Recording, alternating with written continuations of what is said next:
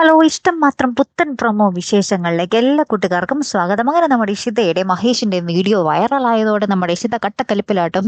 പണിയെടുക്കുന്ന ഭാര്യനെ കൊണ്ട് പണിയെടുപ്പിച്ച് സുഖിക്കുന്ന ഭർത്താവിന്റെ വീഡിയോ ഇപ്പൊ ഇങ്ങോട്ട് ലോകം മൊത്തം കണ്ട് ആസ്വദിക്കുകയല്ലേ എന്നൊക്കെ പറഞ്ഞ് നമ്മുടെ ഇഷിതയും മഹേഷും അതിന്റെ പേരിൽ ചെറിയ അടിപിടിയൊക്കെ നടത്തുന്നുണ്ട്. അപ്പൊ നമ്മുടെ ഷിപ്പി മോള് വരുന്നുണ്ട്. ഇവര് ടോം ആൻഡ് ജെറി പോലെയാണല്ലോ, പിന്നെ അടികൂടും കൂടും അങ്ങനെയാണല്ലോ.